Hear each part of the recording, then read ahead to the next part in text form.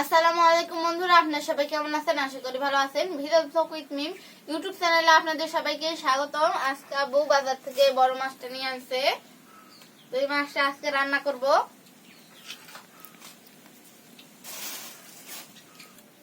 আমার ভাইয়া কাটা আলা মাছ খেতে পারে না, এই কারণে আবু বাজার থেকে পাঙ্গাস মাছটা নিয়ে আনছে, প্রায় 2 কেজি ওজনের।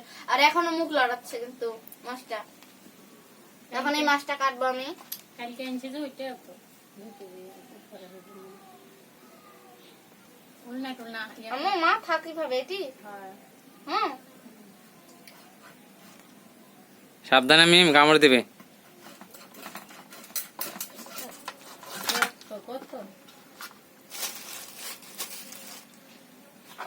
এই মাছটা কিন্তু অনেক চর্বি আছে।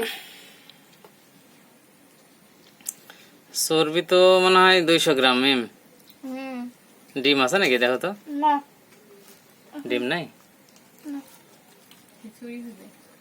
এরকম বড় বড় মাছ দিয়ে কিন্তু খিচুড়ি খেতে ভালো লাগবে, কারণ এই মাছগুলো চর্বি আছে।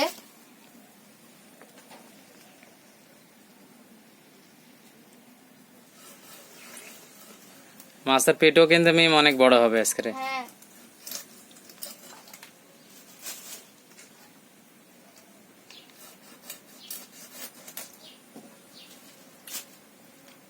এই মাছের চাকাগুলো দিয়ে আজকে তেল ঝাল রান্না করব। তো আজকের ভিডিওটি খুব সুন্দর হবে, অবশ্যই আপনারা না টেনে সম্পূর্ণ দেখবেন। আর এরকম সুন্দর সুন্দর ভিডিও পেতে আমার চ্যানেলটি সাবস্ক্রাইব করে পাশে থাকবেন।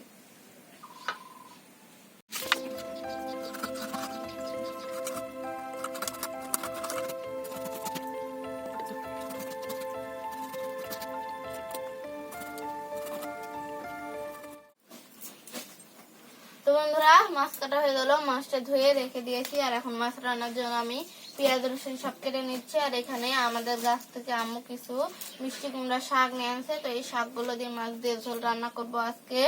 আর তার সাথে আম্মু এই তরয়ে সবজি রান্না করবে, শুটকি মাছ দিয়ে আলু দিয়ে। রায়হান, রায়হান বাবু, খাওয়া দাওয়া হয়েছে সকালে? এখনো হয়নি? তোমার আপু বলো, আপু খিদা লাগছে।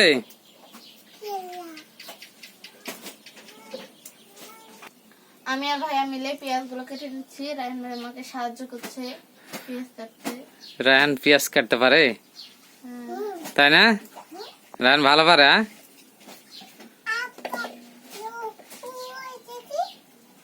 সত্যি? তো বন্ধুরা, আজকের ভিডিওটি না টেনে আশা করি অবশ্যই সম্পূর্ণ দেখবেন। আর এরকম নিত্য নতুন ভিডিও পেতে আমার চ্যানেলটি সাবস্ক্রাইব করে আমার পাশে থাকবেন।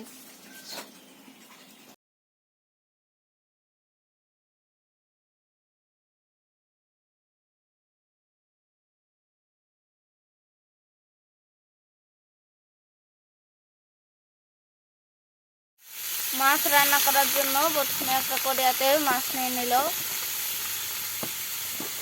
আজকে মাছ মেখে রান্না করবে, তাই প্রথমে পেঁয়াজ কুচি কাঁচামরিচ কুচি এগুলো দিয়ে দিচ্ছে। ডাল, তেজপাত, ছক্কা সব রকমের গরম মশলাও দিয়ে দিয়েছে। এবার সব রকমের মশলা বাটা দিচ্ছে, স্বাদ মতো লবণ, হলুদের গুঁড়া আর মরিচের গুঁড়া দিয়ে দিল, জিরা আর ধনের গুঁড়া দিল। এবার সরিষা তেল দিয়ে দিচ্ছে, আর একটু সয়াবিনের তেল দিচ্ছে।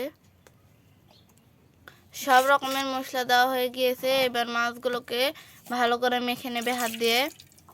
সুন্দর করে মাখানো হয়ে গিয়েছে। এবার পরিমাণ মতো পানি দিয়ে দিবে। আজকে টাটকা মাছ এভাবে মেখে রান্না করছে, খেতে কিন্তু অনেক ভালো লাগবে। তো এবার চুলায় তুলে দিল। শাক আলু মাছ কষানো হলে দেবে। এখন কিছুক্ষণ ঢাকনা দিয়ে ঢেকে রাখবে।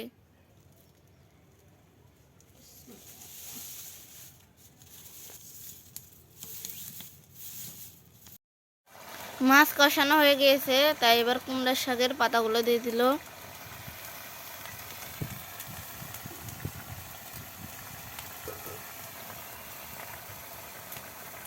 তো আরো কিছুক্ষণ ঢাকনা দিয়ে ঢেকে রাখবে, তারপর নেড়ে চেড়ে লবণ দেখে নামিয়ে নেবে।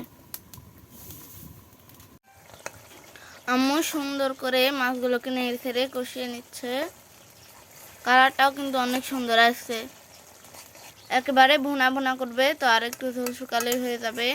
আর একটু আম্মু নেড়ে ছেড়ে কষিয়ে নিক।